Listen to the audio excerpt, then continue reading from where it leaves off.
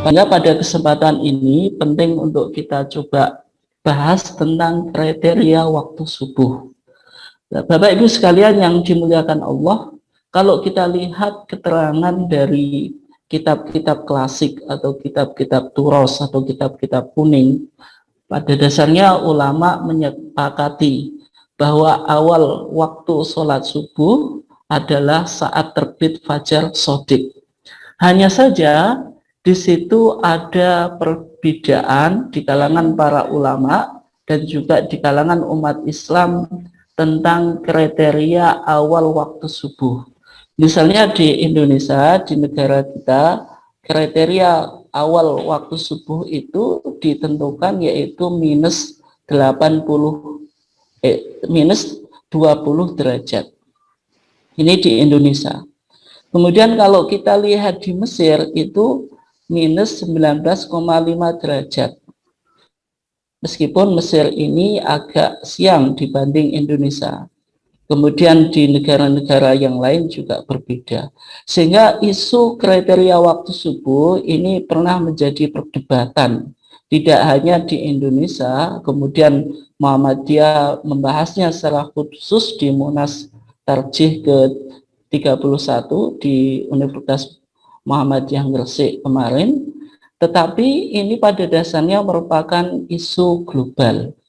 Nah, kalau kita katakan tadi di Indonesia minus 20 derajat, kemudian di Mesir minus 19,5 derajat. Sebenarnya di institusi lembaga falak di Mesir yang ada di Helwan, yaitu sebuah tempat yang cukup populer di Mesir, saya juga dulu sering ke sana juga. Maka di Institut Falakiyah di Jamiatul Helwan di Mesir itu sudah mencoba mengkaji tentang kriteria waktu subuh. Meskipun hasilnya itu sudah 1984, sekitar 1984. Meskipun hasilnya itu sekitar minus 16 derajat, kemudian diajukan kepada Mufti Jumhuriyah, tetapi kajian dari Institut Falakiyah Mesir itu ditolak atau tidak diterima. Dan sampai sekarang Mesir masih menggunakan kriteria waktu subuh itu minus 19,5 derajat. Kemudian di Maroko ini ada hal yang menarik, karena para pemuda ketika bulan Ramadan, ketika mereka mendengar waktu subuh, itu mereka masih makan dan minum sebagai protes bahwasanya waktu subuh di Maroko itu dinilai masih dini atau masih pagi. Kemudian di Saudi Arabia dan sebagainya. Sehingga isu kriteria waktu subuh ini menjadi sebuah isu global. Dan nanti kita lihat kenapa kok Muhammadiyah mencoba merespon dan membahasnya secara khusus di Munas Tarjih ke-31. Ini tidak lain karena Muhammadiyah itu cirinya adalah gerakan tajdid, sehingga Muhammadiyah harus merespon dan memberikan pandangan terhadap masalah kriteria waktu subuh. Nah, Bapak Ibu sekalian yang dimuliakan Allah, yang pertama, kenapa penentuan waktu subuh secara tepat itu penting? Ya, paling tidak ada beberapa alasan kenapa kita harus paham dan mengetahui waktu subuh itu secara tepat. Paling tidak ada beberapa alasan. Di antaranya karena terkait penentuan waktu sholat subuh itu. Ya, misalnya Allah Subhanahu wa taala mengatakan aqimis sholata liduluki syamsi ila ghasaqil laili wa qur'anal fajri. Dirikanlah sholat dari sesudah matahari tergelincir ila ghasaqil lail sampai gelap malam, wa qur'anal fajri, dan dirikanlah pula sholat subuh. Sholat subuh itu nama lainnya disebut Quran al-Fajri. Inna Quran al-Fajri kana masyhuda. Maka dari sini, karena waktu subuh itu berkaitan dengan ritual ibadah kita waktu subuh itu sendiri, maka penentuan waktu subuh secara tepat dan benar itu sangat penting bagi kita. Kemudian yang kedua, Bapak Ibu sekalian yang dimuliakan Allah, yang kedua, waktu subuh itu terkait batas sholat lail atau sholat witir. Nah, sehingga kalau kita lihat di dalam dua hadis yang saya kutip di slide itu, yang pertama yaitu hadis Aisyah. Aisyah mengatakan karena Rasulullah Shallallahu Alaihi Wasallam yusolli fi ma baina ayyafrogo min sholatil isya. Bahwasanya Rasulullah Shallallahu Alaihi Wasallam itu sholat di antara sholat isya, maksudnya di antara setelah sholat isya, wa yallati yad'un nasa al-atamah, yaitu waktu itu yang disebut oleh para sahabat, oleh para manusia sebagai atamah, ilal fajri, sampai fajar, ihda asyrata rakaatan, sholatnya itu 11 rakaat, yang mana Rasulullah itu salam antara 2 rakaat, wa yutiru biwahidatin, dan witir dengan 1 rakaat. Maksudnya 2 rakaat salam, 2 rakaat salam, 2 rakaat salam, 2 rakaat salam, 2 rakaat salam, ketika sudah dapat 10, kemudian witir dengan 1. Ya, kalau kita lihat di sini, ya berarti sholat malamnya Rasulullah itu sampai fajar. Berarti fajar itu bisa kita pahami sebagai akhir dari waktu sholat malam kita. Gitu.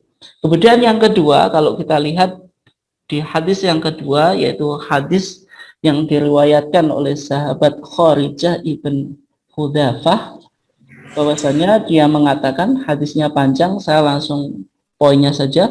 Al-witru ma baina sholat ma al-witru ma baina sholatil isya ila tulu'il fajri. Sholat witir itu antara sholat isya sampai terbitnya apa? Fajar. Nah, ini sebagaimana hadis yang di awal tadi. Ini menunjukkan apa? Memahami apa?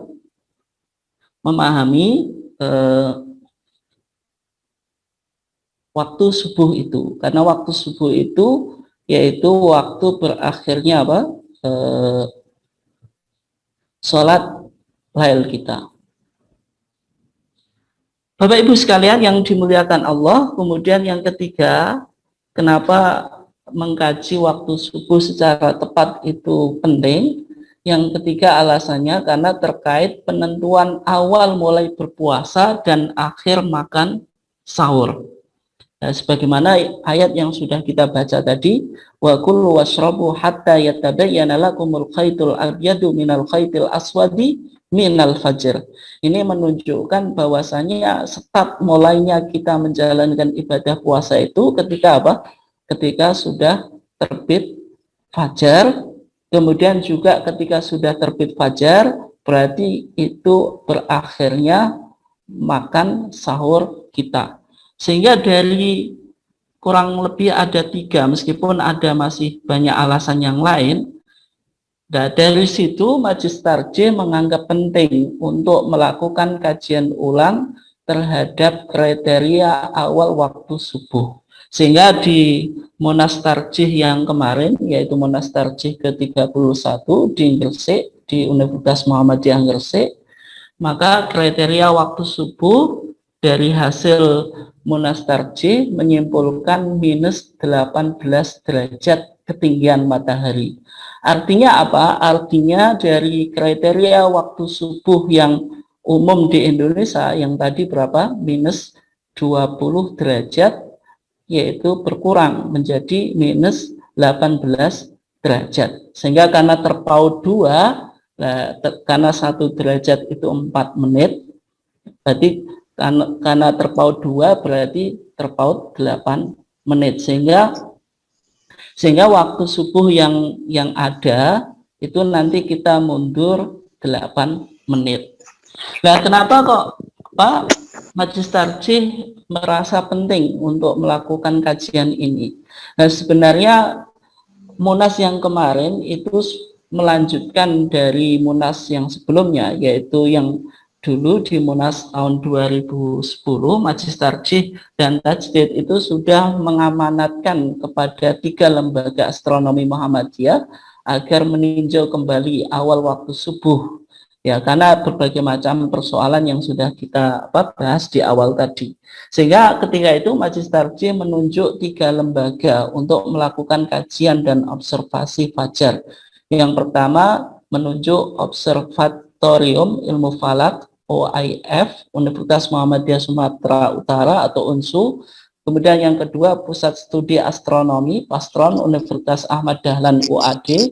Kemudian yang ketiga Islamic Science Research Network ISRN Universitas Profesor Dr. Hamka atau UHAMKA yang ada di Jakarta. Nah, dengan menggunakan teknologi yang cukup canggih yang disebut dengan Sky Quality Meter yang diarahkan ke zenith untuk mengkuantisasi perubahan. Ya, sehingga dari berbagai macam lembaga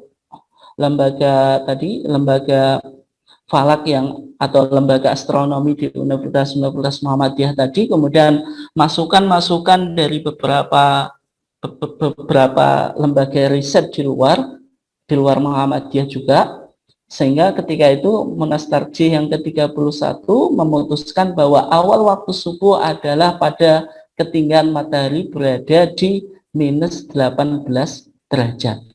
Nah, sehingga ini menarik karena tadi ada terpaut 2 derajat. Nah, sehingga Bapak Ibu sekalian, kalau kita katakan tadi kok dari minus 20 menjadi minus 18 derajat itu terpautnya 8 menit, bagaimana cara menghitungnya? Ya, kalau kita lihat di situ bumi itu kan berputar melakukan rotasi mengelilingi tata surya atau matahari. Maka satu kali bumi putar itu sebanyak 360 derajat dalam 24 jam. Sehingga 360 derajat itu sama dengan 24 jam. Jadi dalam sehari matahari itu bergeser 15 derajat. 15 derajat itu kira-kira 1 jam, sehingga 1 derajat itu 4 menit. Nah, sehingga tadi Munas Tarjih ke-31 di Gresik tahun 2020 menetapkan kriteria waktu subuh dari minus 20 derajat mundur menjadi minus 18 derajat, ya karena terpautnya 2 sehingga mundur 8 menit dari jadwal waktu subuh yang ada. Nah, kalau kita lihat apa yang dilakukan oleh Muhammadiyah yang menyimpulkan bahwasanya awal waktu subuh itu minus 18 derajat, ternyata kalau kita lihat para astronom muslim itu sebelumnya itu sudah melakukan kajian-kajian tentang kriteria awal waktu subuh. Sehingga kalau kita lihat di sini, saya mencoba melis beberapa nama astronom muslim. Itu misalnya Jabir Al-Batani, ini mengatakan minus 18 derajat, dan seterusnya. Ini banyak yang bilang minus 18 derajat, meskipun ada ulama-ulama yang lain, ulama-ulama astronom muslim klasik kita yang mengatakan 19. Artinya apa? Artinya yang ditetapkan oleh Muhammadiyah itu bukan sesuatu yang baru, karena kalau kita melihat kajian para astronom muslim di dalam kitab-kitab mereka atau karya-karya mereka yang klasik itu, ternyata apa yang diputuskan Muhammadiyah itu memiliki banyak kesamaan pendapat dari para ulama-ulama klasik itu. Kemudian kalau kita lihat di sini observasi yang dilakukan di Labuan Bajo, NTT. Kalau kita lihat Bapak Ibu sekalian, ini 20 derajat, ini ini masih gelap, ya. Kemudian ini minus 19 derajat, agak terang dikit. Ini 18, inilah gambar yang digunakan acuan oleh Majelis Tarjih sehingga memutuskan kriteria awal waktu subuh itu minus 18 derajat. Kalau minus 17 derajat itu gambarnya seperti ini. Jadi kalau kita lihat yang 20, yang secara umum di Indonesia itu masih gelap sekali, dan ini kemungkinan besar masih fajar kadhib, belum fajar sodik. Nah, Muhammadiyah memilih yang minus 18 derajat yang gambarnya seperti yang ada di slide itu, Bapak Ibu sekalian. Bapak Ibu sekalian yang dimuliakan Allah, karena berdasarkan Munas Tarjih kita ke-31, kemudian PP Muhammadiyah sudah mentanfid